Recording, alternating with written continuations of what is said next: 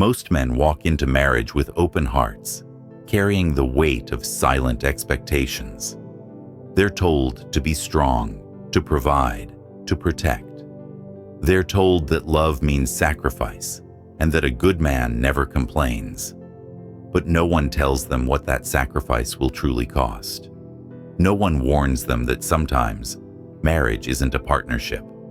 It's a quiet surrender. From the outside, it all looks perfect. The wedding photos, the family dinners, the illusion of happiness. But behind the curtain, many men are drowning in silence. They carry burdens no one sees. They feel alone in rooms filled with people.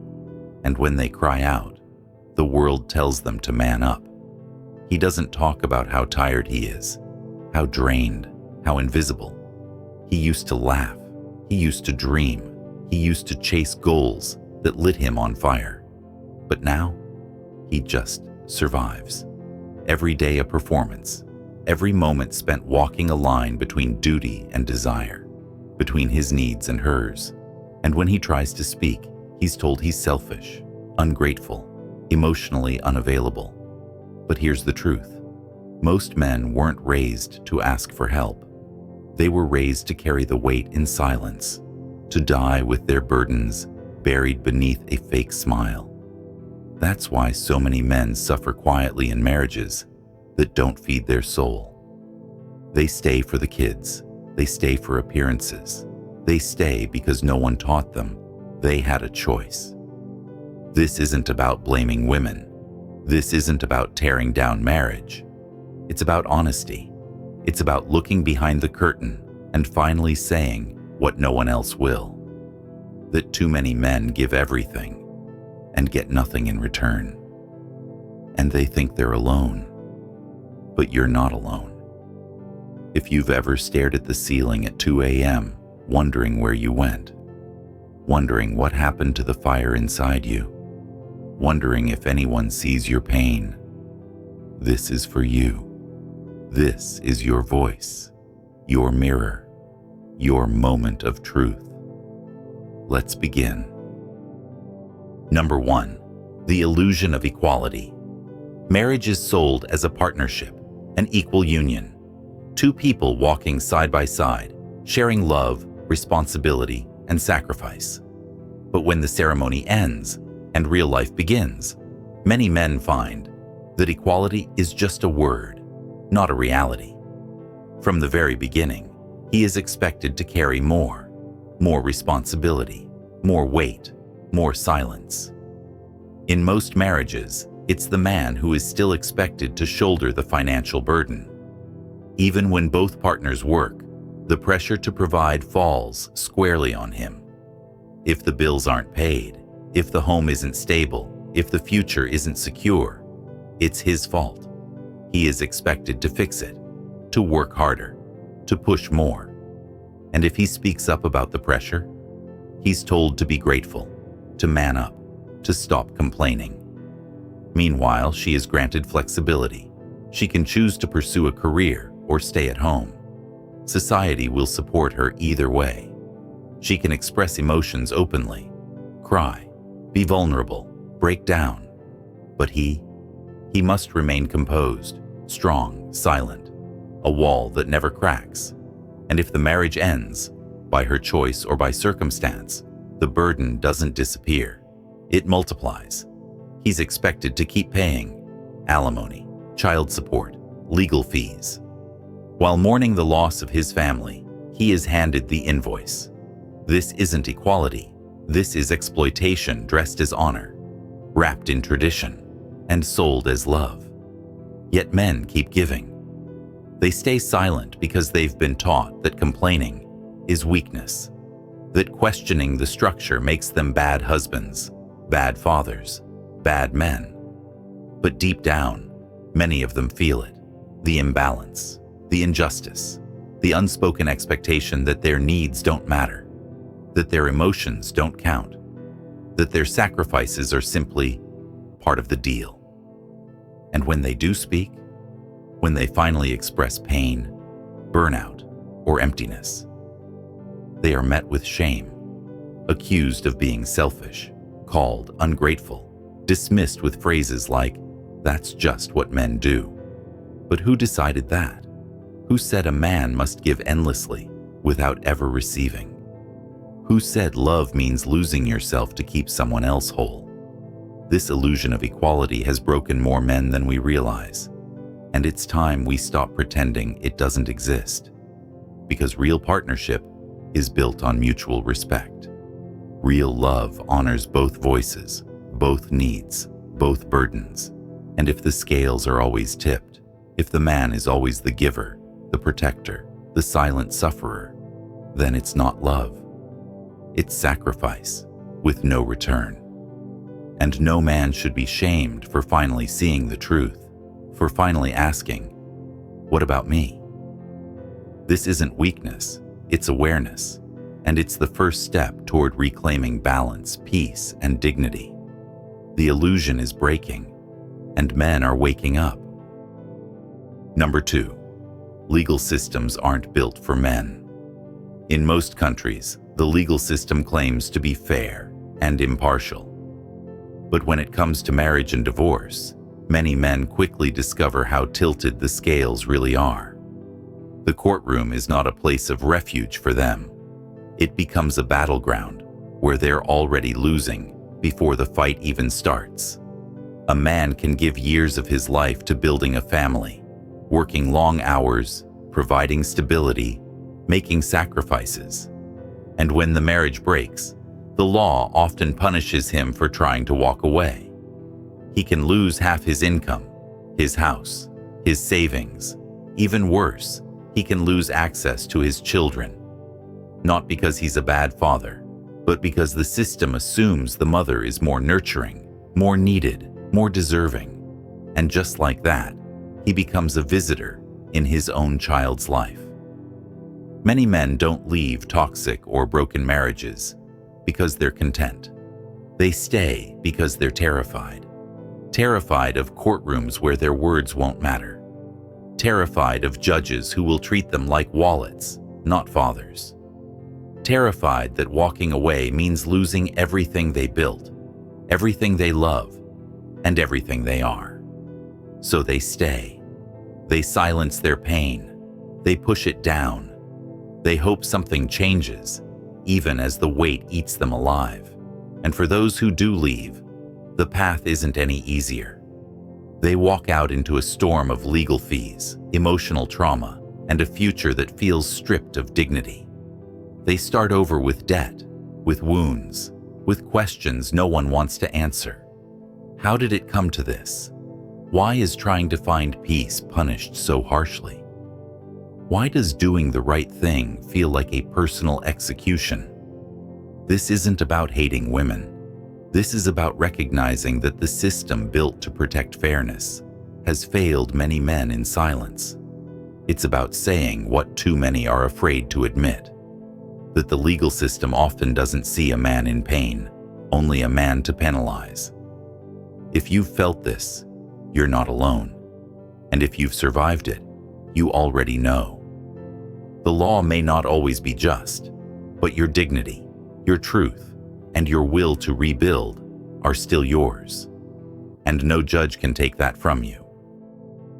Number 3, emotional neglect and silence. Marriage is supposed to be a refuge, a space where two people lift each other, hold each other through life's storms, and become a safe place for one another. But for many men, it slowly turns into a one-way street. They become the emotional providers but never the receivers. He listens when she cries. He holds her when she breaks. He fixes problems, puts out fires, reassures her insecurities. He becomes her rock, her therapist, her anchor. But when he's the one falling apart, when the weight becomes too heavy, there is silence. He comes home exhausted, burnt out, fighting his own inner battles. But instead of comfort, he's met with criticism. What he forgot, what he didn't do, where he failed. Emotional connection becomes performance-based. He has to earn affection. Intimacy becomes conditional, a reward system, not an expression of love. If he voices his struggles, he risks being seen as weak. If he stays silent, no one notices he's suffering, so he keeps it in. He jokes when he wants to scream. He smiles when he wants to cry. He gives love while wondering if he's even loved back. No one asks, "How are you, really?" Because the expectation is that he should always be okay. That's what a man is supposed to do. Be strong, be silent, keep going. And slowly, the emotional neglect becomes a prison. Not one with bars, but with invisible chains. Chains made of unmet needs, dismissed feelings, and the crushing weight of unspoken pain. He walks around with wounds no one can see. He goes to bed feeling more alone next to someone than he ever did alone. He starts to question his worth, not because he doesn't give enough, but because no one gives back. This is not the marriage he was promised. This is emotional starvation disguised as stability. And the worst part? He feels guilty for even noticing. If you're that man, tired of being the emotional mule, tired of hiding your pain, tired of being invisible, you're not broken. You're just empty. And you deserve more than silence. You deserve to be heard, not just expected, seen, not just used, and loved, not just needed. Number 4, masculinity gets punished. Masculinity is under attack, not in politics, not in media headlines, but in the quiet daily expectations placed on men in relationships. The traits that once defined a good man, strength, leadership, stoic calm, are now labeled as toxic.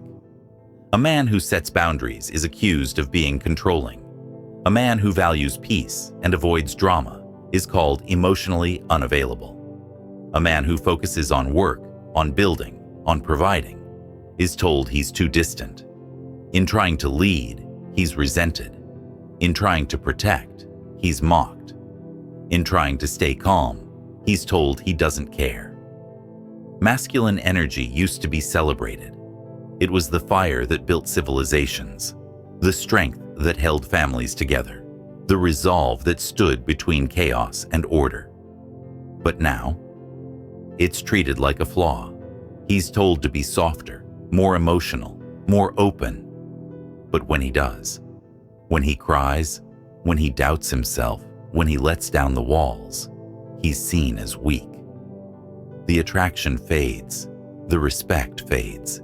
He's punished for the very vulnerability he was told would bring them closer. And when he returns to stoicism, to composure, to self-control, he's called cold.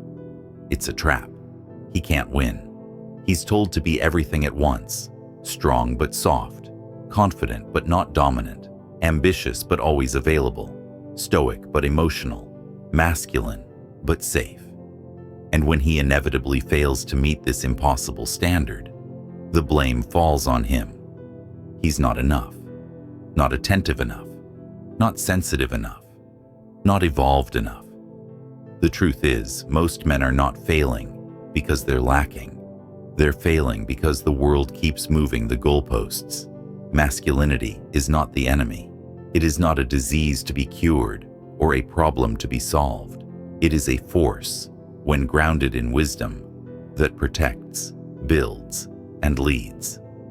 But the modern man is being told to suppress that force. And then he's blamed when everything around him collapses. This is why so many men feel lost, stripped of their natural role, and punished for every attempt to reclaim it. Masculinity should not be apologized for. It should be honored, refined, and respected. Because when a man is allowed to be fully masculine, without fear, without shame, he becomes the foundation of something powerful. Number 5, love turns into leverage. Love is supposed to be unconditional. In the beginning, it feels that way, pure, open, electric. But as time passes, in many marriages, love turns into something else. It turns into leverage. What once felt like connection becomes a silent contract, a scorecard, a list of expectations. I love you starts to come with conditions. I love you, but becomes a weapon. But you didn't do this. But you're not the man I married. But I'm not happy. Slowly, the man realizes he's not being loved for who he is, but for what he does. Affection becomes something to earn. Intimacy becomes something to beg for. Respect becomes something he has to constantly fight to maintain. And when he falls short, when he's tired, distracted, or simply human, love is withdrawn. He finds himself working harder, not because he wants to impress, but because he's afraid of losing what little closeness remains. Marriage becomes a job, a performance. He becomes the emotional provider, the financial foundation, the fixer, the protector, and still, it never feels like enough. He walks on eggshells, trying not to upset her. He overcompensates, hoping to feel desired again. And deep down, he knows. Love isn't being given freely anymore. It's being traded. Traded for good behavior. Traded for money. Traded for silence. This kind of love suffocates. It makes a man question his worth. It makes him feel like he's always behind, always failing, always one mistake away from losing everything. And when he finally wakes up to the truth, it's painful, because he realizes he's not in a marriage. He's in a transaction, a contract built on shifting terms. This doesn't happen overnight. It's a slow erosion. But by the time he sees it, it's already cost him his peace, his confidence, and sometimes even his identity. Love should not be leverage. True love uplifts, supports, and sees the man, not just the roles he plays. But many men go years without ever feeling that kind of love again. They give everything, only to feel empty. And when they speak up, they're told they're ungrateful. But deep down, they know the truth. Love should never feel like a debt you owe. It should feel like a home you return to. Number 6, the man who disappears.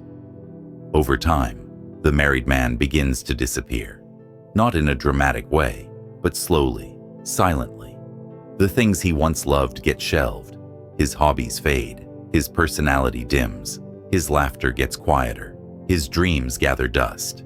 He stops creating, he stops exploring. He becomes predictable, mechanical. A routine of waking up, going to work, paying the bills, solving problems, and going to bed exhausted. He sacrifices for the family. He thinks that's love. And maybe it is. But the tragedy is this. The family stops seeing the man. They only see the provider, the worker, the ATM, the fixer, the man who never gets sick, the man who never breaks. And one day, he wakes up and doesn't recognize the person in the mirror. He's there, but only in body. Inside, he feels like a ghost. This happens not because he's weak, but because he was never taught to choose himself, only to give, only to be useful, only to show up and stay silent. Over time, he forgets who he is, what he wanted, what made him alive. This is how marriage erases the man, not through violence, but through slow erosion, through neglect, through expectations that never stop growing, through roles he never chose but still carries. So what's the answer? Do we give up on love? Number. But we stop being blind. We stop giving ourselves away without question. We start setting boundaries. We protect our identity. A Stoic man enters marriage with eyes wide open. He does not romanticize sacrifice. He understands that love without self-respect is slavery. He gives, but not blindly. He loves, but does not lose himself. He practices detachment, not because he's cold, but because he knows that nothing external should ever define him, not even marriage. Because when you attach your identity to someone else, you hand them the power to destroy you. Men, you matter. You are not just a job title or a paycheck. You are not just the rock everyone leans on. You are a soul, a fire, a quiet warrior. Marriage should never break you. And if it does, then it wasn't built on love. It was built on expectation. Stay calm, stay alert, be stoic, be whole, be seen. If this video spoke to something deep inside you, don't scroll away in silence. Subscribe now. This isn't just a channel. This is a movement, a place for men who feel too much, but say too little. A place where silent strength is finally seen. A place where you don't have to wear the mask anymore. You've carried the weight long enough. You've given without asking. You've stayed quiet when the world expected you to be louder. But that's exactly what makes you powerful. If you've ever felt broken, forgotten, or used up, this channel is for you. We speak truth here. We speak for the man behind the smile, for the man who stares at the ceiling at 2 a.m., wondering where he lost himself. You are not alone. You are not weak. You are becoming. Like this video if it lit a fire in you. Share it with a brother who's walking through darkness. Drop a comment if you've lived this story. Because when you speak, you give others permission to feel. Every view, every word, every man who shows up here makes this brotherhood stronger. You were not born to be forgotten. You were born to rise. So rise. Quietly, calmly, stoically. Remember, you are stoic. You are reborn. Now subscribe and walk with us into the fire.